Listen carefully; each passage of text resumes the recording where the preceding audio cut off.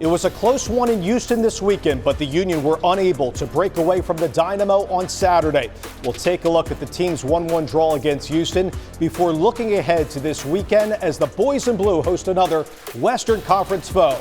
All that and more as Union Insider starts now.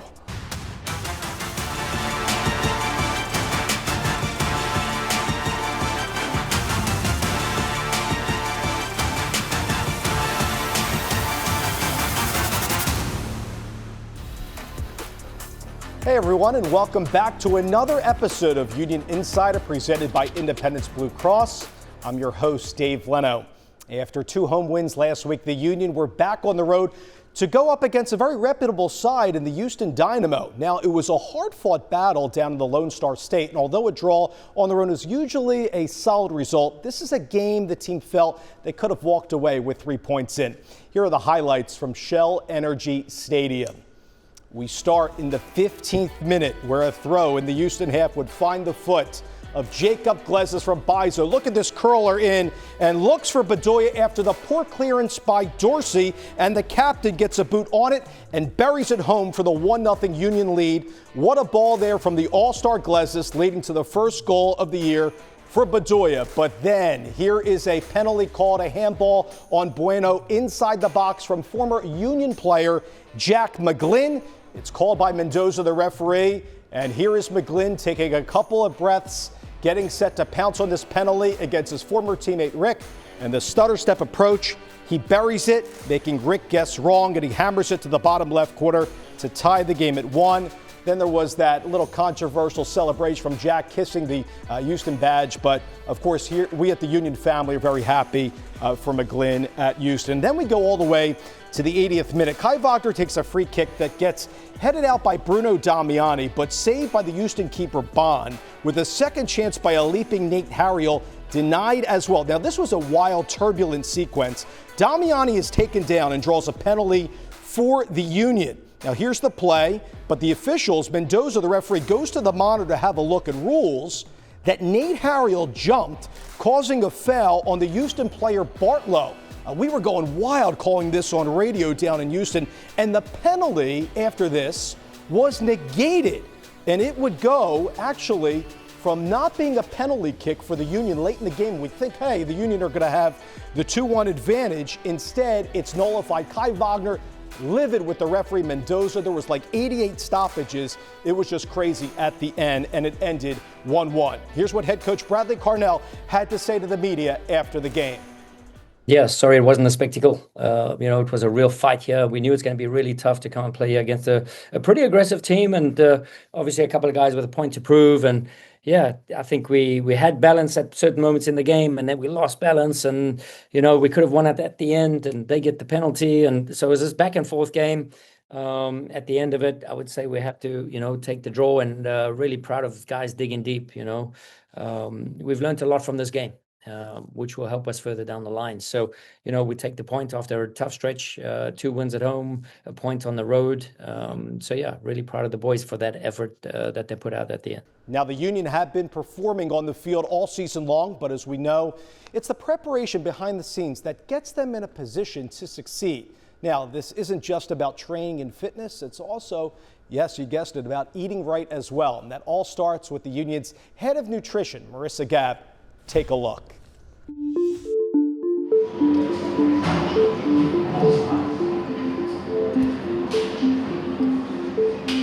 My name is Marissa Gabb, and I am the head of nutrition here at the Philadelphia Union, and this is my 3rd season.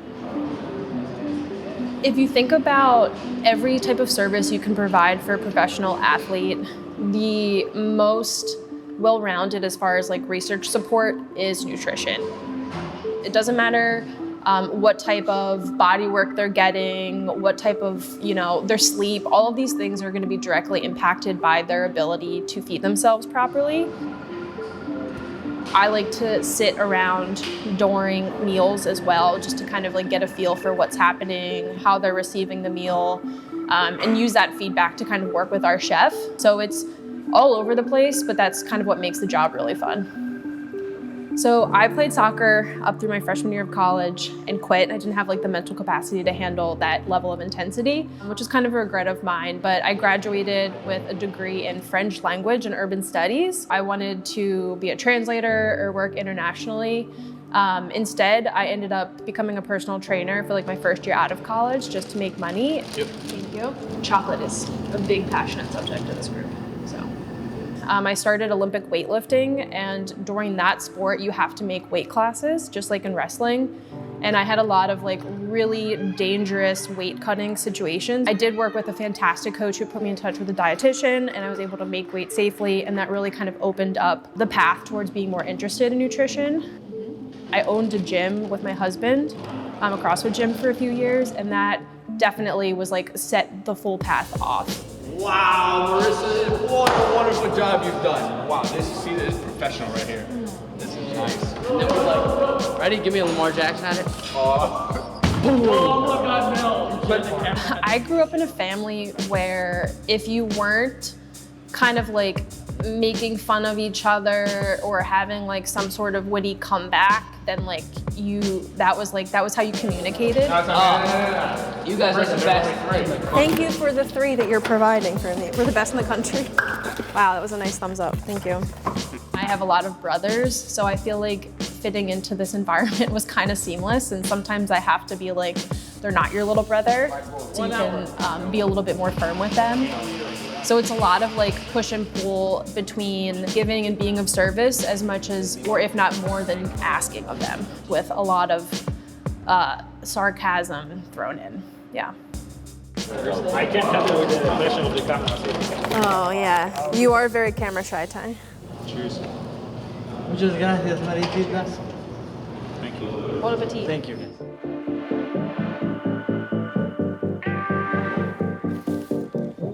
So right now, I'm setting up the game day table, which I try to keep it as consistent as possible.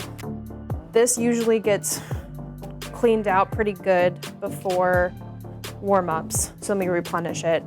But I would say most popular, always the gummies. Yeah, the gummies are the best.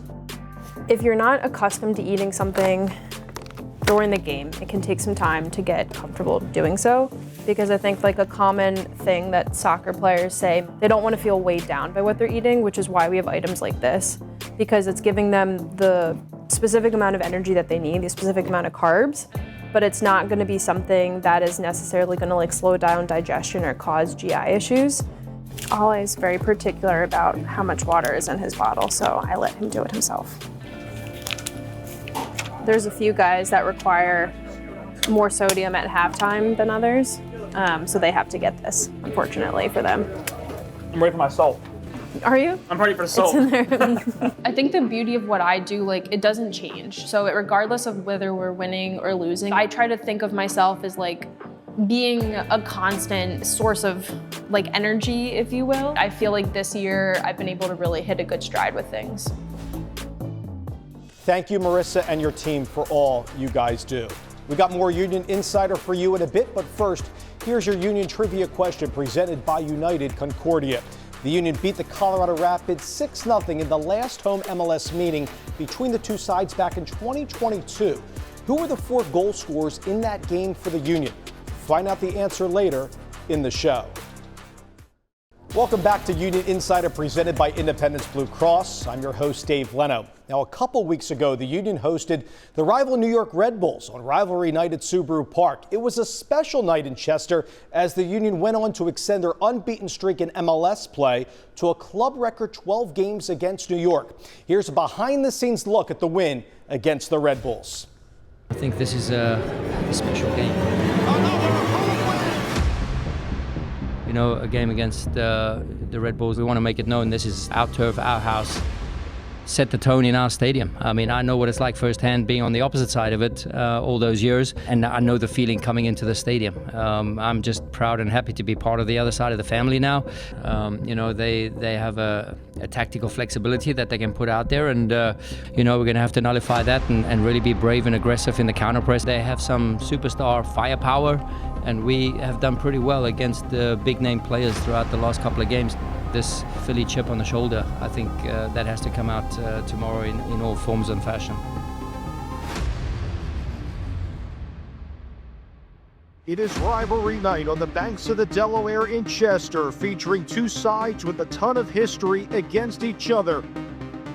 It's 81 degrees, and boy is it humid and muggy tonight in Chester, where the Union look for another home win, which would be their 7th in MLS play, and boy, it is certainly great to be back at home.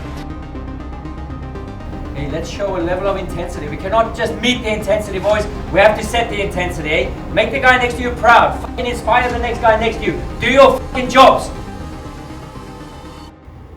Believe, huh? I keep saying that. Whatever we do, believe. Who will get the better end of the first regular season matchup? From Subaru Park in Chester, Pennsylvania, the Philadelphia Union hosts the New York Red Bulls. Here's Wagner, another quarter, 9th minute, no score. He pelts him the ball. Promising in, swinger through everybody. Macadia got a pace. Rosen Vasilev's there! Inside the 6. Buries it! He was right on cue and won it inside the box on that little scramble in the 10th minute, and the Union take the early 1-0 lead. And boy, is it great to be back at home!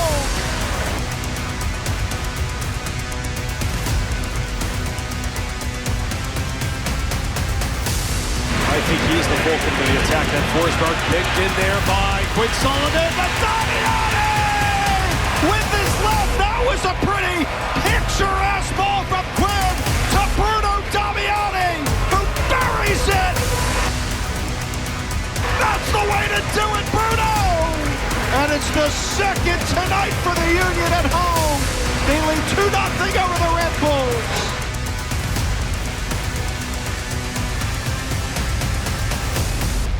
Swinger coming for Valencia.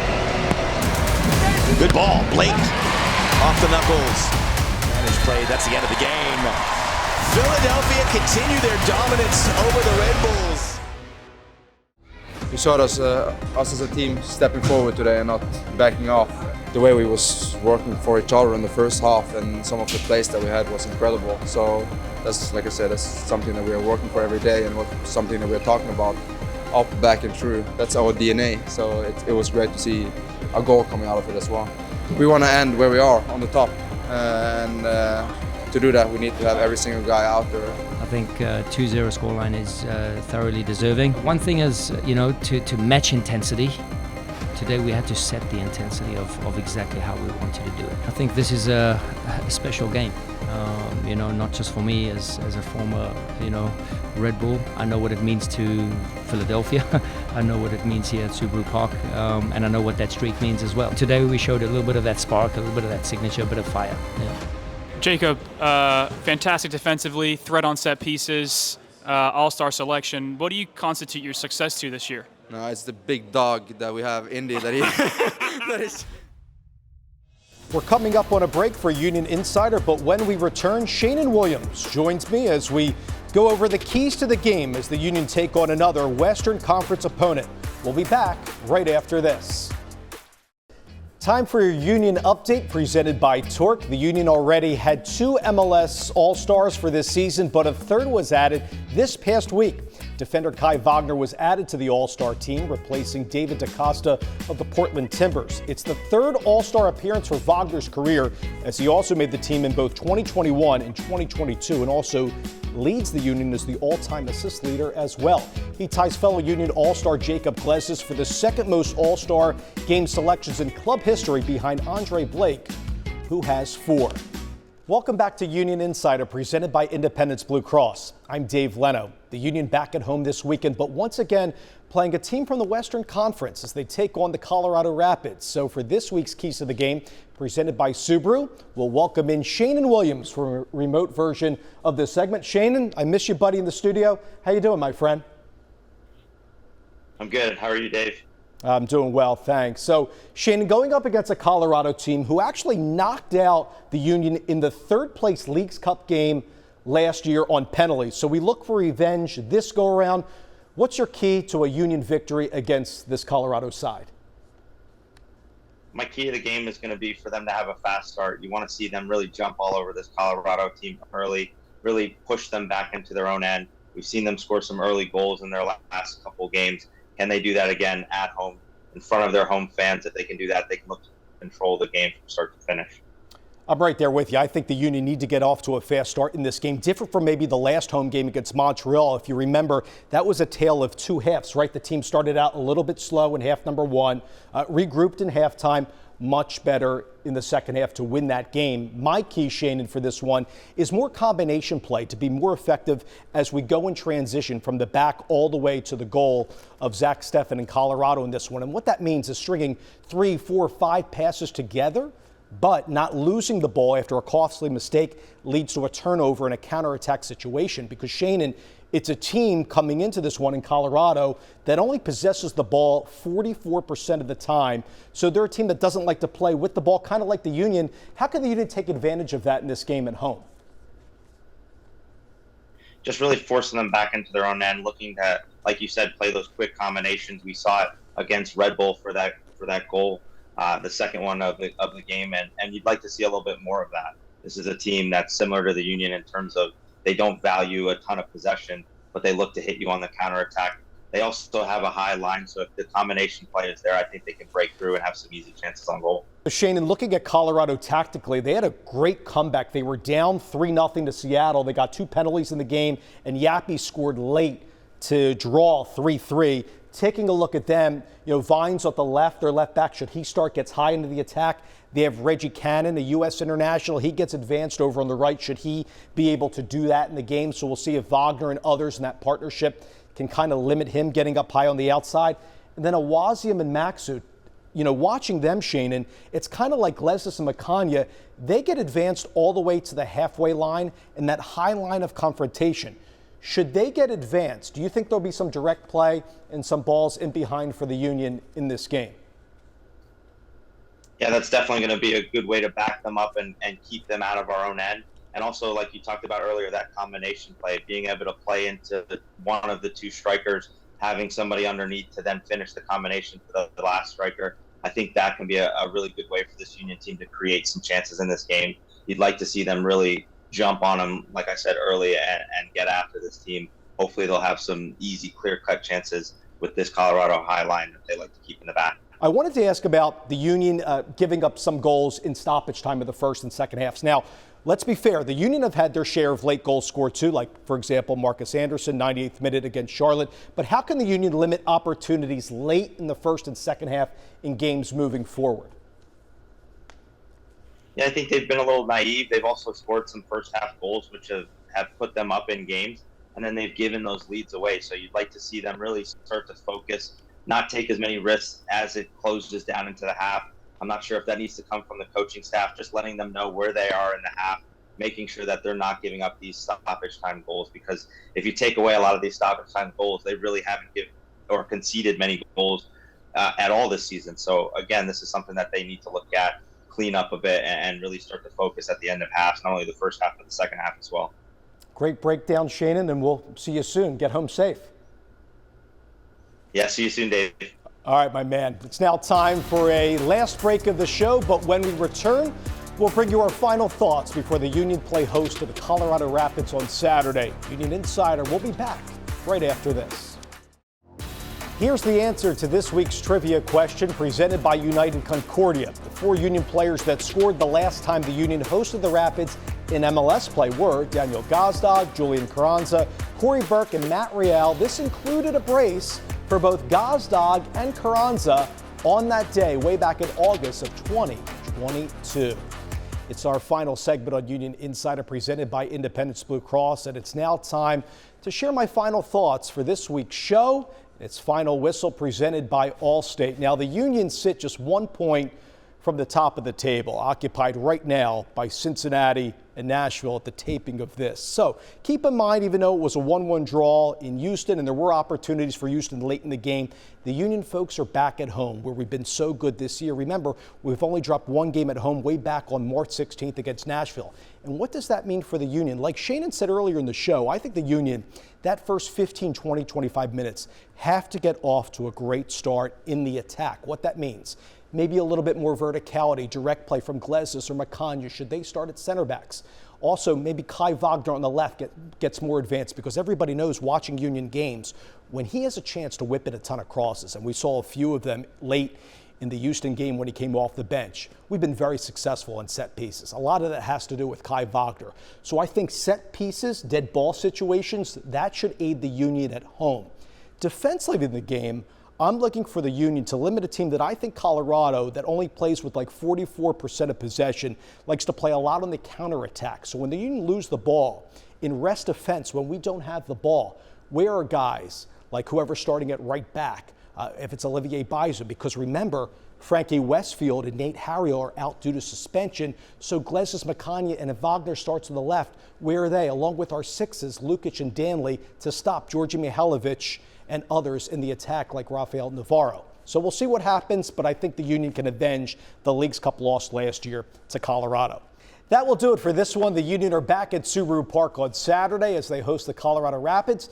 Sebastian Letou will be alongside myself on the radio call. You can hear that on 97.5 The Fanatic, of the game can also be seen on MLS Season Pass at 7:30 p.m. Eastern Time. I'm Dave Leno. Thank you so very much for watching, and we'll see you next time.